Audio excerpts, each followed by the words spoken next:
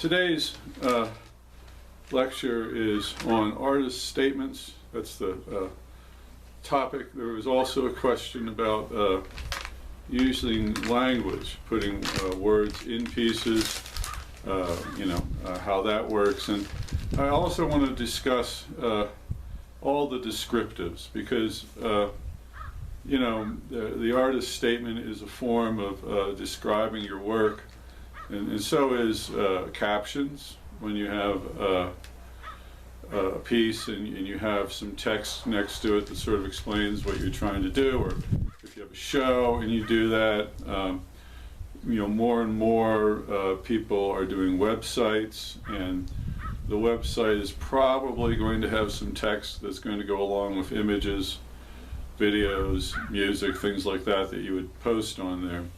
So, what is the role of this language that we're adding to the work, and along with that, what is the kind of duality of visual art where it is an object and it also has kind of a reactive quality with the person who's viewing it? Duchamp famously talks about the piece being completed by the viewer. It's not really a totally new idea with him. There's also the idea of how do you preserve that space when you're describing your work, when you're kind of, in a sense, that definition is also boxing the work in. How do you still allow for the imagination of the viewer to complete the piece, that kind of space for the imagination of the viewer to be free in its interpretation of what you're doing. Okay, so that's a bit to go over, and first I'd like to speak about the form of the artist's statement itself, because even as it was presented to me very simply, kind of in a non-prejudicial manner, I kind of felt, this is really a pain for, this is kind of a negative thing. It's a burdensome thing, to deal with, and people have a kind of a bad opinion of doing an artist statement. The artist statement in and of itself, I think, is kind of a hothouse flower. It's an academic device. It doesn't really have a role in, an art statement is not going to get you a show, even if your work is good, it's not going to really contribute, to developing some kind of a relationship with a gallery, being able to show in a space, It is now, I think, expected of everyone that they have a website. And I think that, so if you have developed a relationship with a curator or with a dealer, other artists who show someplace, you've kind of made yourself known to the people who you want to develop a relationship with to show your work. I think there is now an expectation that you would have a website where they could go and take a look at what you're doing. And in that website, you're going to have some description. But the artist statement in and of itself, that page of paper where you've got it down and you're trying to distill what you're doing, it's a useful exercise, but that's not something which is really going to do anything for you itself. I think it's a useful exercise because it helps you to define what you're doing to yourself, so that as you speak about your work with people, and you provide text with your work on occasion, so that you'll have a better idea of what you're up to. And I think that is really helpful, because the idea of the artist is the classic line was, if I could write it down, or if I could tell you, I wouldn't do it as visual art. I think that's really kind of a lame excuse for not going through the trouble of trying to make a limited but useful definition of what you're doing. Here again, you start to get into these romantic notions of the ignorant artist, and it's a lie. You know, this is a creature that doesn't really exist. You know, even if you have somebody like, you know, the Domio Rousseau, who was a bit simple, he's pretty much hooked up. He was good friends with Cézanne, and you know, Picasso idolized him. You know, he wasn't like a totally naive. He even said, you know, well, I tried to paint like Rousseau. I mean, I'm sorry, I tried to paint like Cézanne, and I could. It was a disaster. I have to do it my way. But at least he understood, you know, that his way was different, right? Yeah, he was able to speak about it. Right. So, how far do you want to go? And when does it become an impediment when you're using text to describe your work?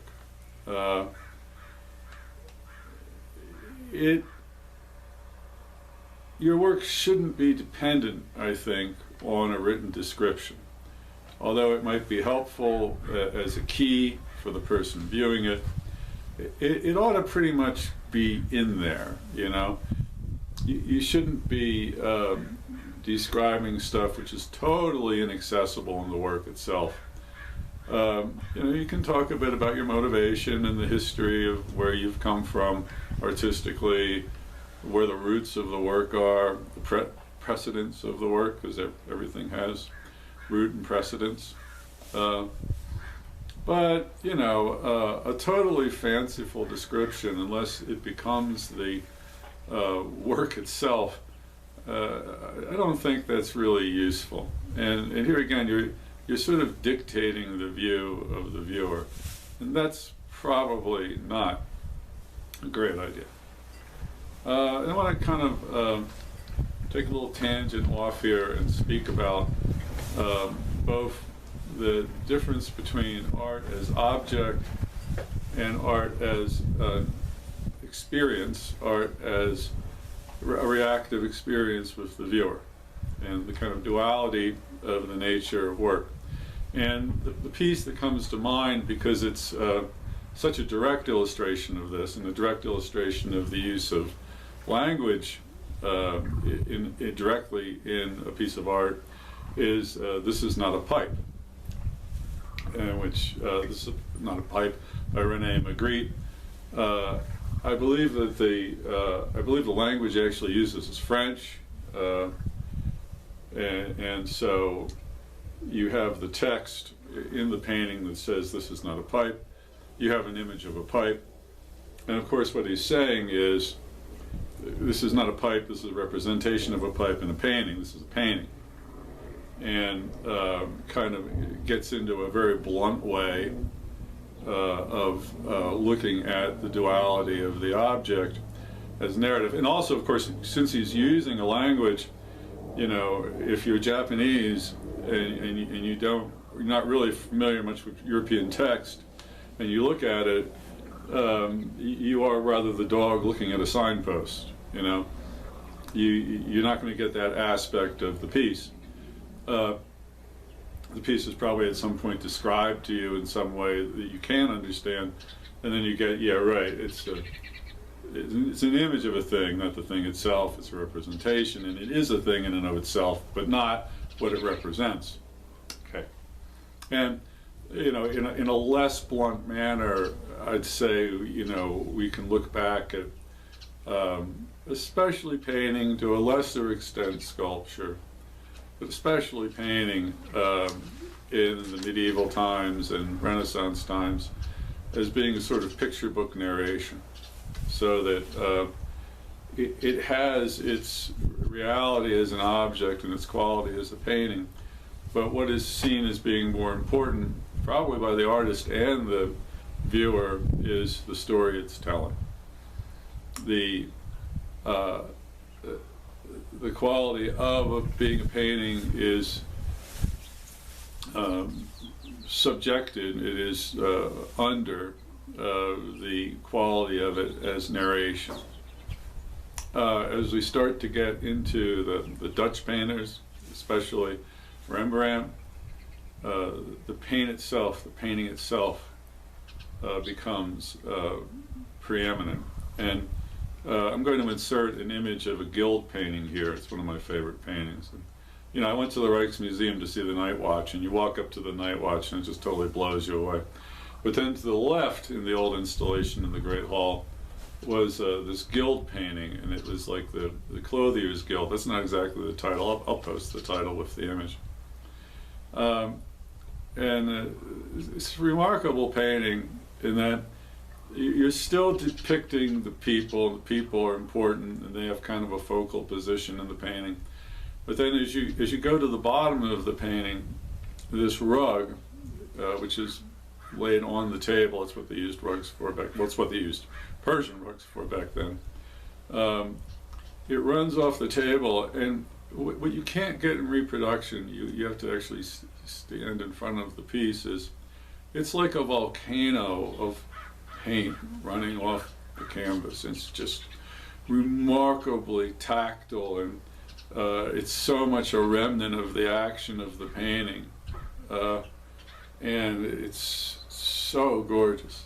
And it becomes no longer primarily a depiction of an object or a place or people. You know, it becomes painting as object, as the actual subject of itself.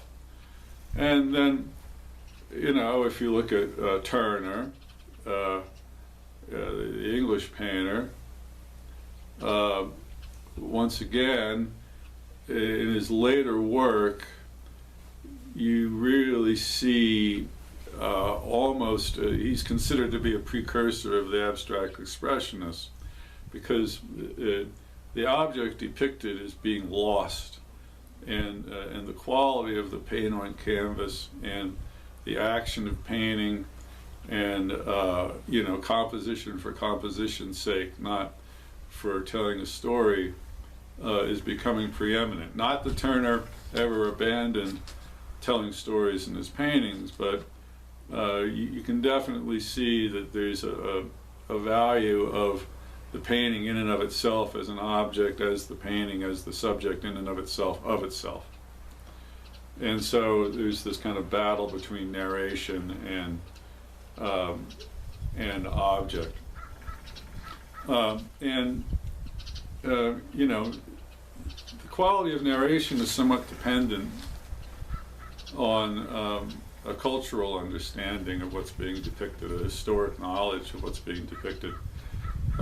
If you're broken out of that because you're from a different culture, you don't understand the language of the image, then some people would say you cannot have a proper understanding of the work. But I think you do. You have a different understanding of the work. You see it in a different way. When you look at late Monet, the water lilies, now it's really, you know, the quality of gesture, the way the paint is put down, is really dominating any thought of a literal presentation of the lilies and their setting. And finally, when you get to somebody like Jackson Pollock, he in the end, after initially giving a poetic title to his work, he stripped that away. He just wanted to number them because he didn't want any reference. But of course,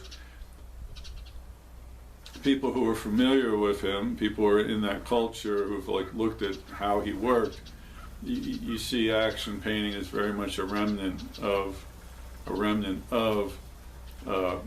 what was going on when it was made, and of course a series of aesthetic choices that are going on in direct reaction to what was being done. So at that point, you know, the painting is it. You know, there really is virtually no reference to you know, the outside world. But it cannot perfectly be done. You can't hermetically seal it from acts of creation and cultural influences, but it's pretty close. Okay. So,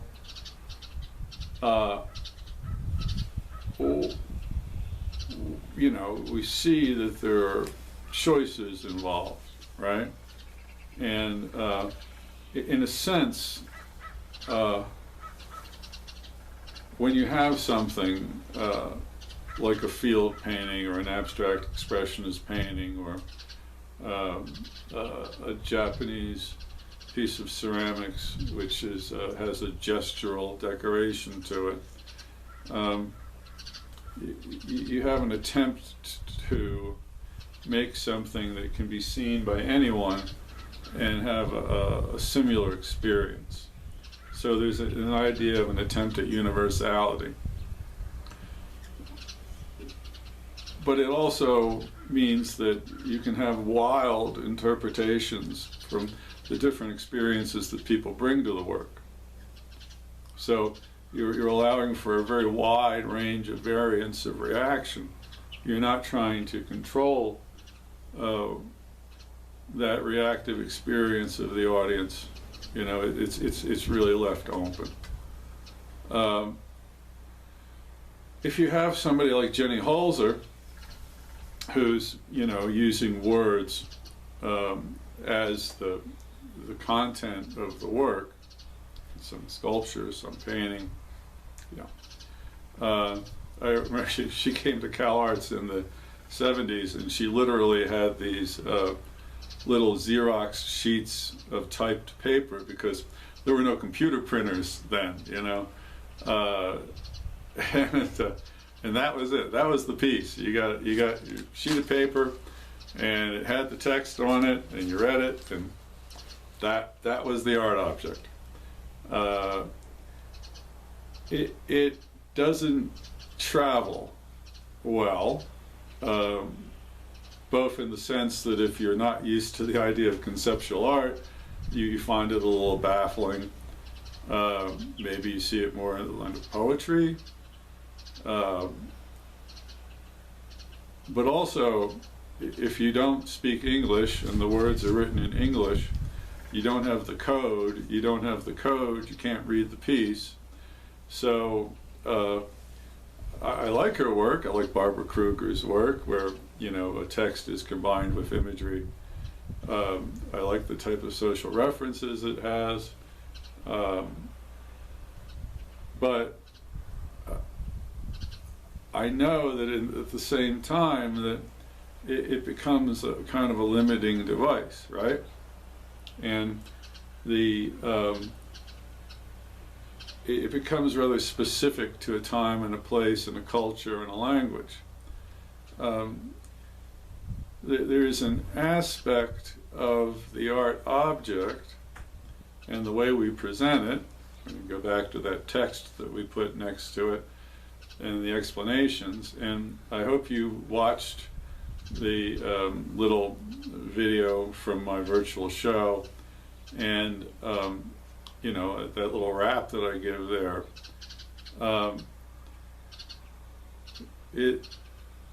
The work needs to exist beyond that, but it was not a lie. There was no, I did not say anything that I did not see as being genuine, and I hope was somewhat accessible in the work itself.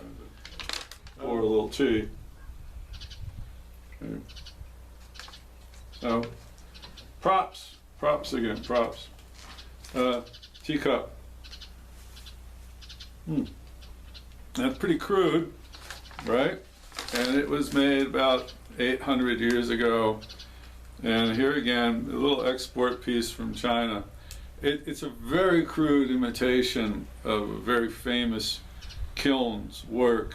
And they produced these very beautiful, exquisite sung cups. And then this is the junk.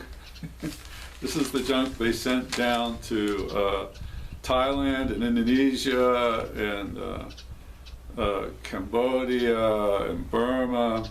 And so this was a ship that went down, another ship that went down. And it was discovered, you know, about 50, 60 years ago and excavated. And So this piece was out of history. It was gone, you know. It only existed as an object in the bottom of the sea. The memory of the person who created it, you know, the intent, the use, the reaction of the viewer all ceased to exist in a sense. But the object itself was like a battery. And it held in and of itself the action of the creation. For me and other people who've got these things, they're really cheap, by the way. I don't spend a lot of money on this stuff. I'm cheap. But it's beautiful, and when I hold it in my hand and I use it, I've got that connection again with the person who created it. They are, I like to say, they're alive in my experience of them and what they did. And I bring this up again to speak of this duality of art, that it is an object and it's also a cultural phenomenon, right? And so how we use language or don't use language, or how intent and language and context is lost and then not rediscovered as it was, but reinvented as something else, okay? There's important ideas in art and how we make art and how we consume art and how art exists in the world. And so, to get back to the artist's statement, although the work always has an existence beyond our intent, a potential beyond our intent, it's not inappropriate that we should express what we hope to accomplish in the work and give the viewer a sort of key, whether that viewer is a dealer that we're trying to hook up with, not an appropriate term, I don't think that really, or you know, the public who we hope will buy or experience our work and have an appreciation of it, have a positive experience of it. But at the same time, we should recognize that it can only describe one aspect of what we've created, and that's okay. It doesn't mean we shouldn't do it, but we probably shouldn't overdo it. And the last thing I want to talk about is a piece of music by Bach. It's a little section of the St. Matthew's Passion, and I'm going to insert it at the end of this. It's already gone on, probably too long. But the words are in German, and of course the liner notes, the descriptive that comes with the music when you buy it, right? I'm sure there's a translation, or I can find a translation easily enough, of the text, the exact text that they are singing in this section of the St. Matthew's Passion. I know the general story, it ends badly. Because it's only Friday, right? It's not Sunday. But I don't want to know what they're saying. I have an experience of the piece which is, to me, very profound. I find it fantastically moving, while not being overdone, while it is restrained, and the form is almost strict. It is, perhaps because of that, just fantastically moving. And I don't want to know what is literally being said. I don't need to know what's literally being said. my experience of the work, although not what was intended exactly, is good. And in this case, I want to keep that. So, I hope that this has not been too long, and I hope it's been entertaining. I'm going to be putting some images in, hopefully, if I can get iMovie to behave. And I'll post this as soon as possible.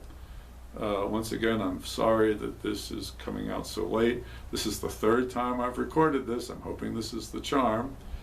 And thank you. Thank you for watching, and thank you for participating in the class. I do really appreciate it in these crazy times. All right. Goodbye.